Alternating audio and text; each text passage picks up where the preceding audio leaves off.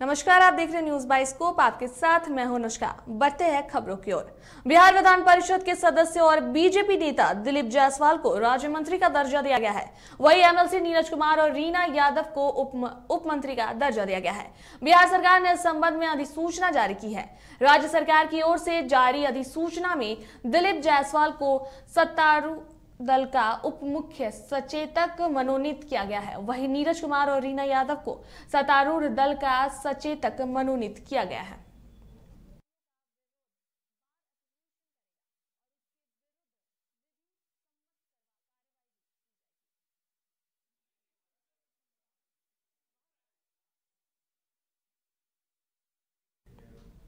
बढ़ती महंगाई, कोयले की कमी और बिजली कटौती के लिए जाप सुप्रीमो पप्पू यादव ने केंद्र सरकार को जिम्मेवार ठहराया है। उन्होंने कहा कि भाजपा सरकार सिर्फ जात पात की राजनीति करती है।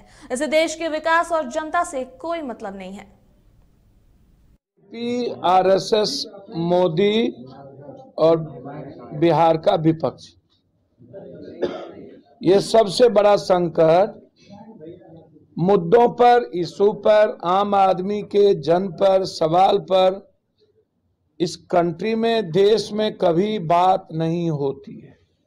6 लाख टन, 6 लाख मेगावाट बिजली इस कंट्री को चाहिए। मात्र 2 लाख मेगावाट बिजली उत्पादित होती है। बिजली संकट, रोजगार संकट, महंगाई संकट, डीजल पेट्रोल गैस संकट, ये देश भीषण आर्थिक संकट के चपेट में लगभग आ चुकी है। और ये संकट का सबसे बड़ा कारण है आरएसएस, बीजेपी, मोदी और विपक्ष का चॉकलेटिया विपक्ष, जो नासमझ हैं, नाबालिग हैं, पद बड़ा ज्ञान नासमझ। बीजेपी की भाषा बोल रही है, लाउड स्पीकर पर बीजेपी की भाषा। प्रशांत किशोर के बिहार के राजनीति में आने के संकेत पर सभी दल के लोग अपनी प्रतिक्रिया देने से नहीं चूक रहे हैं। जेडीयू प्रवक्ता नीरज कुमार ने कहा कि हर व्यक्ति को अपना राजनीतिक दल बनाने का अधिकार है। तो हर एक व्यक्ति को यह अपना अधिकार प्राप्त है, वो अपना राजनीतिक दल बनाए, राजनीतिक अभियान चलाए। यह तो उनका विषय है। उनका क्या उद्देश्य है, क्या लक्ष्य है, क्या कार्यक्रम है, इसके बारे में तो अद्यतन सूचना जनता दल यूँ तो दे नहीं सकता है। बिहार से शुरुआत करने जा रहे हैं, तो क्या इसका कोई असर भी पड़ने वाला है? कोई भाई तो कार्यक्रम, लक्ष्य और इसकी जो भविष्य की रूपरेखा होगी, जब तक यह सब कुछ स्पष्ट नहीं होगा तब तक के कैसे इस पर समग्रता में कोई न मीडिया मूल्यांकन कर सकता, न राजनीतिक दल का कार्यकर्ता कर सकता है। बिहार के एक लोगों तक जाएंगे, ये बात भाई तो राजनीतिक दल का उद्देश्य क्या होता है? 12 करोड़ लोगों तक पहुंचना। हालांकि अभी जनगणना नहीं हुआ है, कितना संख्या है, संख्या बल है, तो अपना अपना लक्ष्य है हर व्यक्ति तक पहुंचना। तो ये तो बड़ा कार्यक्रम है, बड़ा उद्देश्य है।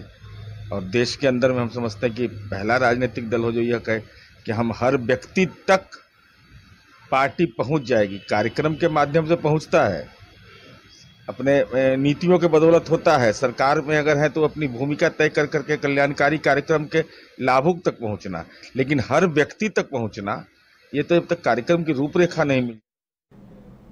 प्रशांत किशोर मामले में बिहार के उप मुख्यमंत्री रेणु देवी ने कहा है कि संविधान के दायरे में रहकर सभी लोग अपनी अपनी पार्टी बनाने के लिए स्वतंत्र है, लेकिन प्रशांत किशोर के आने से कोई बिहार में असर नहीं पड़ेगा। उन्होंने कहा कि बिहार का हर एक बच्चा चाणक्य है। जो है अपना गणतंत्र है ना, स्वतंत्रता सबकी है। हर आदमी अपना चाहता है हम पार्टी, अगर 200 लोग भी अपनी पार्टी बनाए तो उसमें क्या जाना है।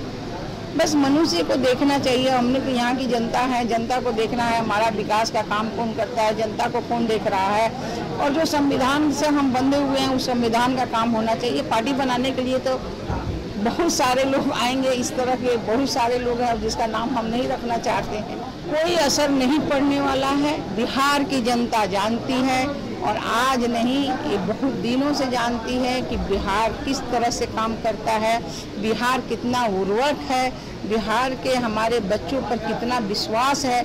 अगर हम एजुकेशन में देखें तो आज तक जितना IAS IPS बना, हमारे बिहार का ही नंबर 10 रहता है।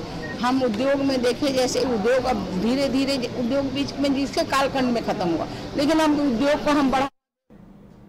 वही भाजपा ओबीसी मोर्चा के राष्ट्रीय महामंत्री सह बिहार भाजपा प्रवक्ता डॉक्टर निखिल आनंद ने भी प्रशांत किशोर के राजनीति में प्रवेश करने पर अपनी प्रतिक्रिया दी है। उन्होंने क्या कहा, आप भी सुनिए। किशोर समाजशास्त्री नहीं है, सामाजिक मनोवैज्ञानी नहीं है, न ही राजनीतिक विज्ञानी है, न तो शिक्षा से, न ट्रेनिंग से, न ही प्रैक्टिस से।